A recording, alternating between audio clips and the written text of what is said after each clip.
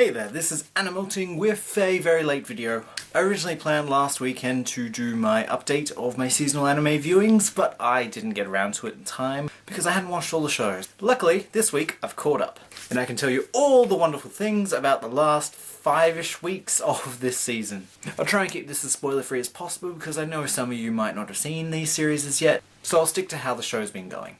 And I'll start with Aiura, the 3-minute show of this season that I've been watching, and it's still pretty much the same. And luckily we are now seeing more of the characters that we see in the opening sequence. There's nothing much you can really add to this series, it's just simple fun, it's about nothing in particular. And for me it's made intervals between actually doing things more anime filled, which is always a good thing. Next onto Yahari Ori no Saishun Love Come Wa Machigadaru. Nailed it. Or my teen romantic comedy SNAFU.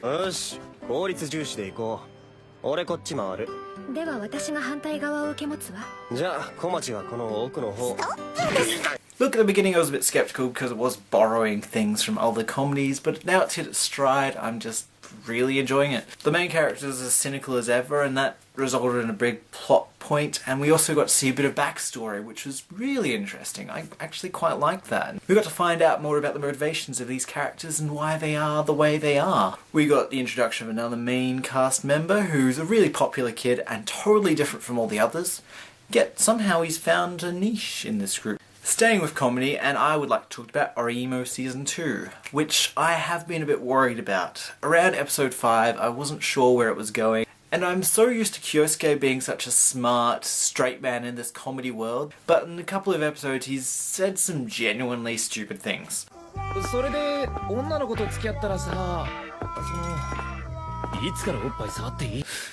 That's not to say it's bad. Luckily, in the last 1 and a bit episodes, we've had the part of the series that everyone's clearly been waiting for, which is the Kuroneko part of the series.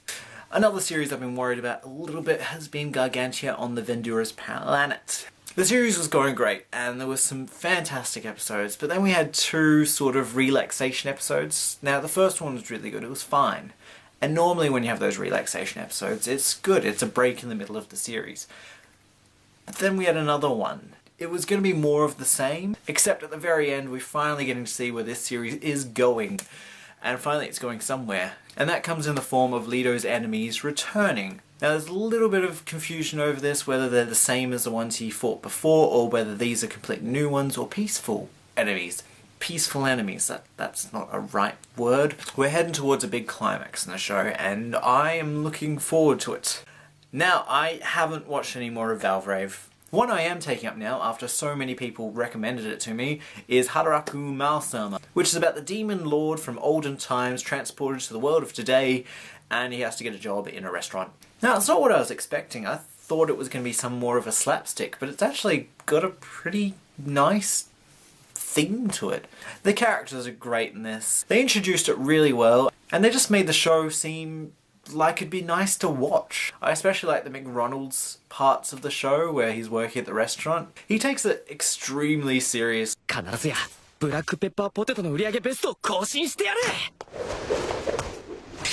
I'm going to get on to my big 2, which is Devil Survivor 2 the animation and Attack on Titan. And I'm going to start with Devil Survivor 2 on this occasion. I'm still really enjoying the series. The story is really great. The thing that I think is taking away from it is this is a show which you're meant to watch continuously rather than weekly. Because there's a certain pace to this show, it feels like it should keep on going. The thing I enjoyed the most was probably the interaction between that mysterious red-striped guy, the leader of the Gyps, and Hibiki. That, and we finally got into our nice comic relief, breath of fresh air episode in the season, which was episode 7. They paced it nice for the beginning, and then at the end they took it right back to the action. In fact, the episode stops right before the next big event, which is 3 of the big bad guys coming at the same time at 3 different points in Japan. There's no more holding back in this show.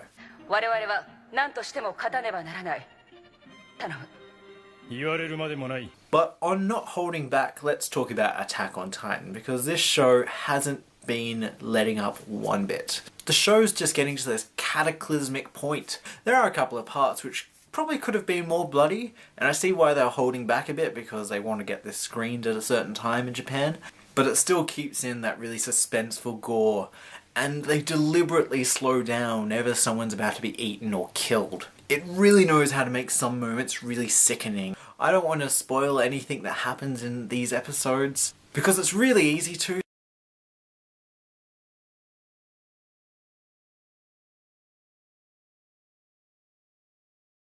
So, that's what I've been thinking about this season so far. I am about to go watch some episode 8s.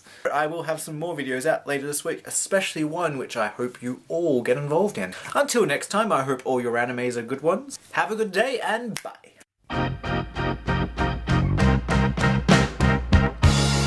I left my tripod at home, and so I've been using stacked up manga and anime to balance my camera.